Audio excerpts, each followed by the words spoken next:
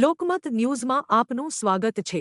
વડોદરા મહાનગર ખાતે ભારતીય જનતા યુવા મોરચા દ્વારા કેન્દ્રીય બજેટ 2026થી 27ના પ્રસાર અને સમજણ માટે યુવા સંવાદ કાર્યક્રમનું આયોજન કરવામાં આવ્યું હતું। MS યુનિવર્સિટી સ્થિત CC મહેતા ઓડિટોરિયમ ખાતે યોજાયેલા આ કાર્યક્રમમાં ભાજપા શહેર અધ્યક્ષ ડોક્ટર જયપ્રકાશભાઈ સોનીની અધ્યક્ષતા અને પ્રદેશ અધ્યક્ષ તેમજ સાંસદ ડોક્ટર હેમાંગભાઈ જોશીના માર્ગદર્શન હેઠળ મોટી સંખ્યામાં કાર્યકર્તાઓ અને યુવાધન ઉપસ્થિત રહ્યા હતા। મુખ્ય વક્તા તરીકે પ્રદેશ મંત્રી ડોક્ટર સંજયભાઈ દેસાઈએ નાણામંત્રી નિર્મલા સીતારામન દ્વારા રજૂ કરાયેલા બજેટમાં યુવાનો, શિક્ષણ, રોજગાર અને સ્ટાર્ટઅપ ક્ષેત્ર માટેની મહત્વપૂર્ણ જોગવાઈઓ અંગે વિગતવાર માહિતી આપી હતી। કાર્યક્રમ દરમિયાન આત્મનિર્ભર ભારત અને વિકસિત ભારત 2047ના લક્ષ્યોને સાકાર કરવા યુવાનોની ભૂમિકા વધુ મજબૂત બનાવવા પર ભાર મુકાયો હતો।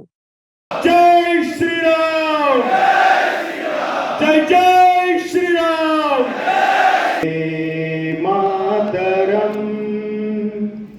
વંદે માતરમ।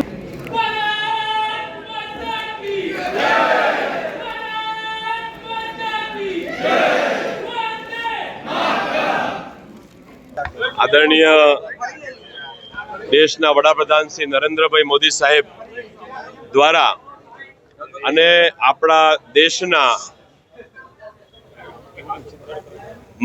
નાણામંત્રી આદરણીય શ્રી સીતારામનજી દ્વારા જે બજેટ રજૂ કરવામાં આવ્યું એ બજેટ વિશેની માહિતી સંસ્કારી નગરી વડોદરા મહાનગરના આ કાર્યકર્તાઓને સમક્ષ મૂકવામાં આવી।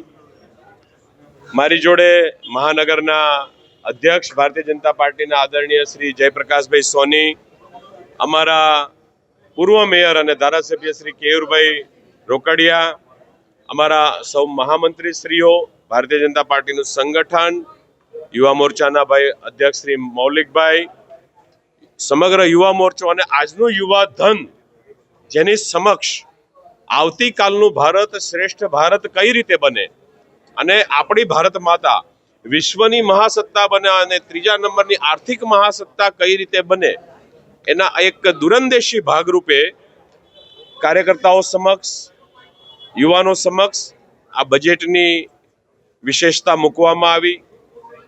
સૌમાં ખૂબ આનંદ હતો અને આવતીકાલનું જે 2047ના ભારતની જે આપણી સંકલ્પના છે, મોદી સાહેબે જે એક સ્વપ્ન ભારતના યુવાને બતાવ્યું છે એની આગળ કઈ રીતે પ્રયાણ કરવું એની વાત આજે આપણે વડોદરા મહાનગર ખાતે આ યુવાઓની સમક્ષ મૂકવામાં આવી।